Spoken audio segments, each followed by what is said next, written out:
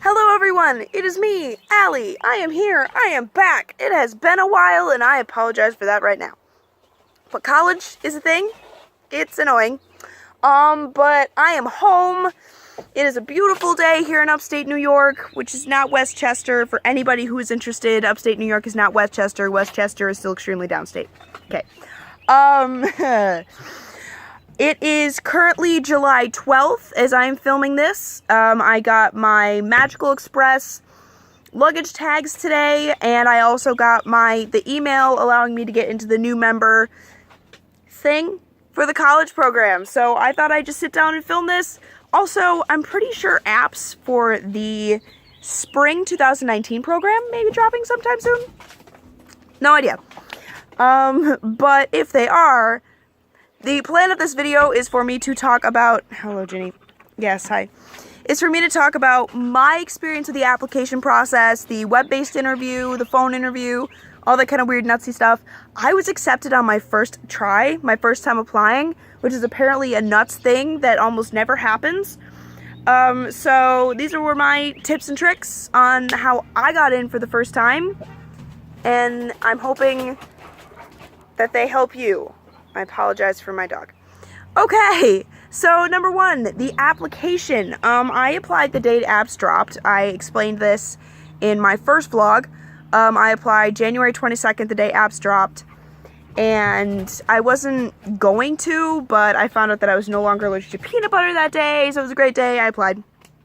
And one thing that I picked up from like the Facebook page and watching other vlogs and all that kind of stuff is that you should use, if you have any experience with kids in your job history, include that. 100% include that. I was a summer religious education teacher, assistant teacher for 3 years. I did an improv show for the last 8 years, almost a decade. Wow. Which also involved kids, and I mean, that was really all my experience with kids, but I also had, all of my jobs have involved improv, customer service, leadership stuff in some way, shape, or form. So I made sure to detail the things that I thought Disney was going to be looking for in that application, or what the computer was meant to find. So I used, the word guest a lot instead of customer. I made sure to highlight the fact that some of my jobs were safety oriented. I made sure to put the fact that I was in leadership positions, improvisational skills, all that kind of stuff, that I thought Disney might have been looking for. And I know it changes on some different applications, but some applications season to season, but the job ranking that I had, you were given the list of roles you could possibly have, and then they were told, list the ones that you're interested in, high interest, moderate interest, low interest, and then just leave the rest of them alone. So the ones I put high interest in were attractions, character attendant, merchandise, Bibbidi Bobbidi Boutique, and then I put low interest in quick service and lifeguard. Your boy got quick service. And it also asked, are you interested in any of these high need roles? Quick service is one of them. It was like custodial, housekeeping, lifeguard, quick service, and I think one more. There was one more role for high need. But yeah, that was, and then I filled out my school history. Are you a U.S. citizen? Yes or no? That kind of thing. And I hit submit. This was at like 11:30. Yeah, 11:30. 11:30 in the morning. I went to my American Revolution class, which was at 12, from 12 to 1. I sat down in my desk, my assigned seat in my American Revolution class, and I looked at my email, and I got the email that said, thank you for applying. And then right under that, like not even 2 minutes later, I had an email that said, your invitation for the web-based interview. And I was like, holy crap. So I texted my mom. Of course, I was super excited. I've heard a lot of people talk about the web-based interview, and it can be kind of tricky. I didn't think it was all that difficult. Honestly, what you have to do, don't worry about thinking and processing what you think that the answer that Disney wants, because these questions are timed. There are different sections, and one section they give you like a minute or 45 seconds to think about the answer, and then the next section you get 30, and then the next section's like 10. So it's pretty quick. You don't have a lot of time to think about it. So it's not something you can sit and process and go, okay, what's my answer, and then what's the Disney answer? You just have to answer. First instinct, go, go, go, go, go. And their questions, they're the ranking of high interest, or extremely applicable, moderate, or not at all. So it's best to keep to one end or the other, yes, no, or maybe. But it's best to keep to the yes or the no. There are a couple of dots in between each one, but best to keep to the extremes. It really wasn't all that scary. You just gotta answer with your honest answers. And if your honest answers are what Disney wants to hear and what they expect of you, then you'll pass and get an invitation for a phone interview.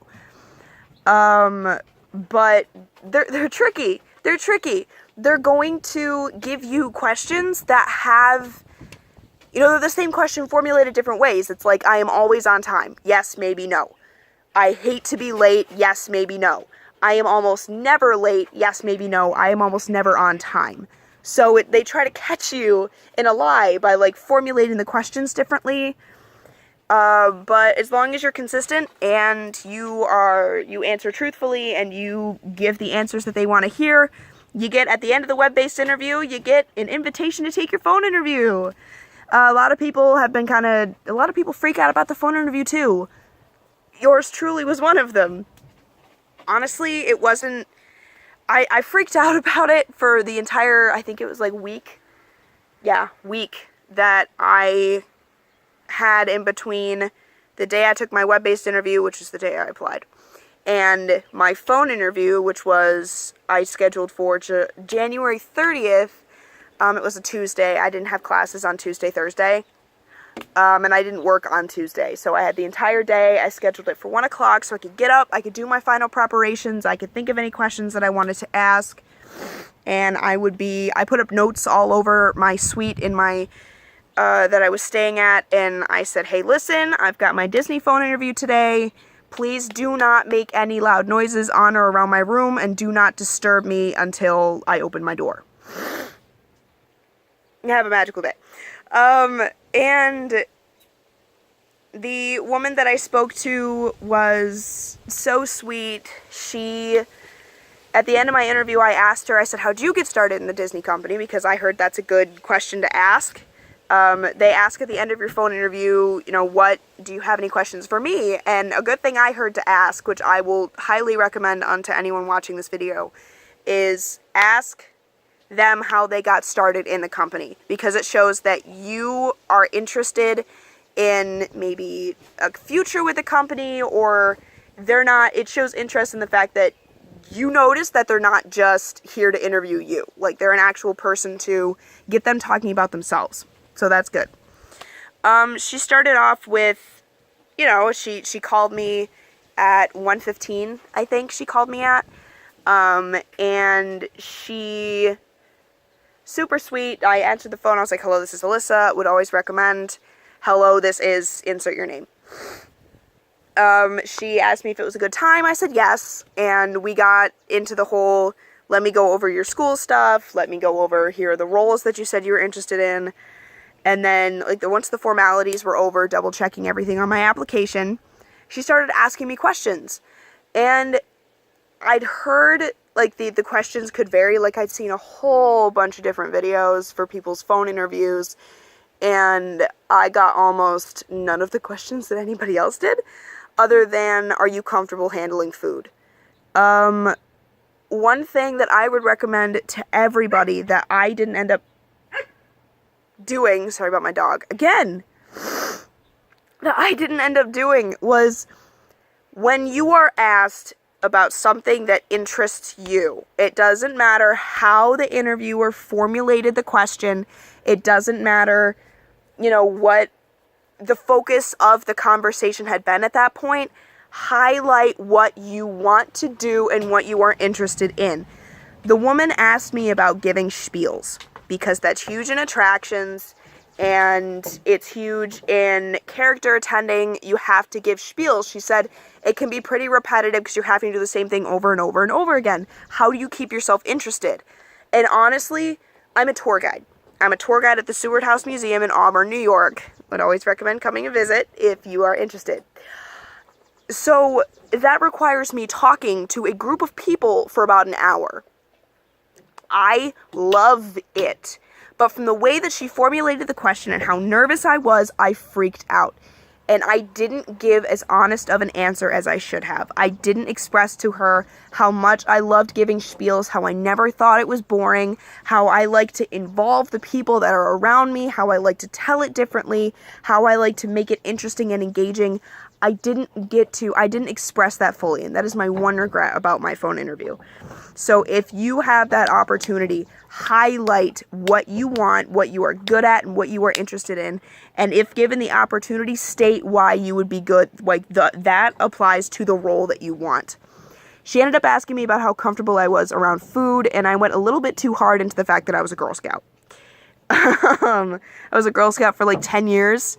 So I think that's what got me quick service as opposed to anything else, was I told her that I was a Girl Scout and we did bake sales and cookie sales. Dear God, so many cookies. They changed the names. Why they changed the names of the freaking Girl Scout cookies is beyond me. Anyway, that's not important. But yeah, the phone interview, once again, it's not scary. You just need to prepare yourself. Don't rehearse so much that your answers sound rehearsed. You want to be genuine. You want to smile, literally, please smile the entire time. The interviewer cannot see you, but your voice most definitely sounds different from when I'm like talking like this to when I'm talking like this. Like, you can't just help but sound kind of enthusiastic when you're smiling. Otherwise, I've got an alarmingly monotone voice. Everybody tells me that. It's fantastic.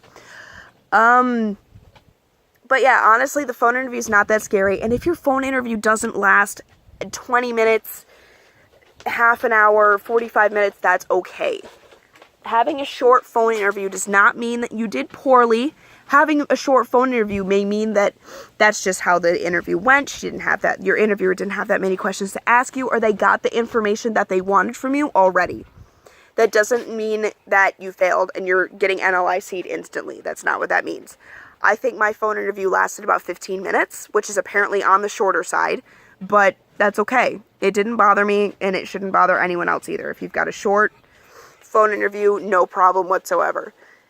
But honestly, just be genuine, just be yourself, just answer the questions that are asked, and don't be afraid to ask for clarification on the questions. The woman that I had was a little bit hard to understand. She didn't have an accent, but she had no issue clarifying anything that she said. She was absolutely fantastic. And at the end of your interview, they're going to ask you, do you have any questions for me? I asked her about course registration and how she got involved in the company. And I could almost hear her face light up in the way when she started talking about, she was a CP. She started in the college program. She was in housekeeping. She said, but what she really wanted to do was recruiting. And she ended up staying with the company, and she bounced around a little bit before finally making her way back to recruiting, which is what she wanted to do. And I thought that was absolutely amazing. And I literally said to her, I was like, I'm talking actual proof that college program people can go to amazing places in the company, and that's amazing.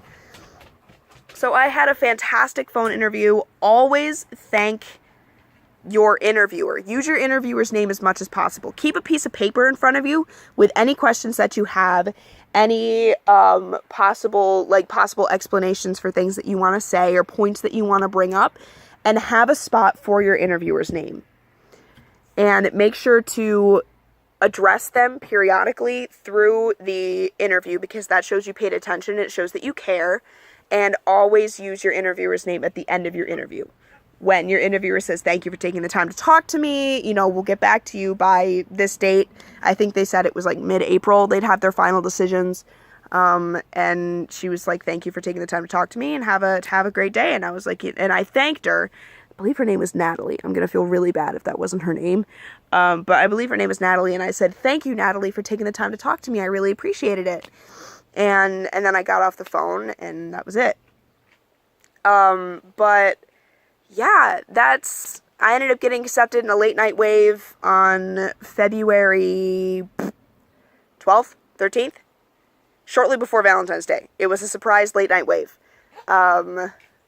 They'd done a full day's wave the day before, and then that day, and then they were like, haha, surprise, we're going into 8, it was like 8 until like 9 o'clock. I think I got accepted at almost 9 o'clock at night. Yeah, that's my college program journey. I was accepted for quick service for fall 2018, and I'm moving down. I leave in exactly a month. I fly down in exactly a month. I'm staying at All Star Music for a night.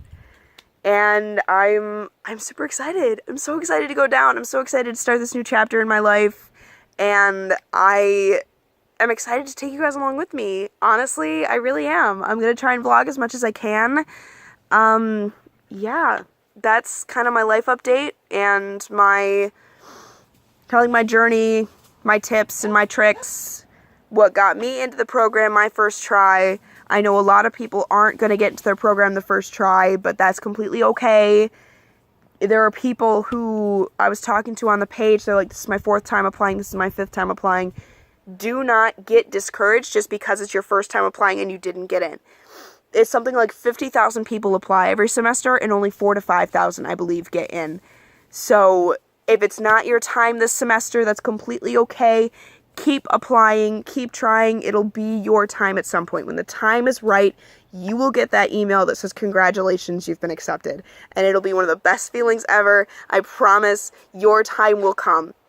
So thank you so much, guys, for watching this rant. Oh my god, it's almost 20 minutes. I've been talking at my phone for almost 20 minutes. So thank you guys so much again for watching, and I will see you all in my next vlog. Bye!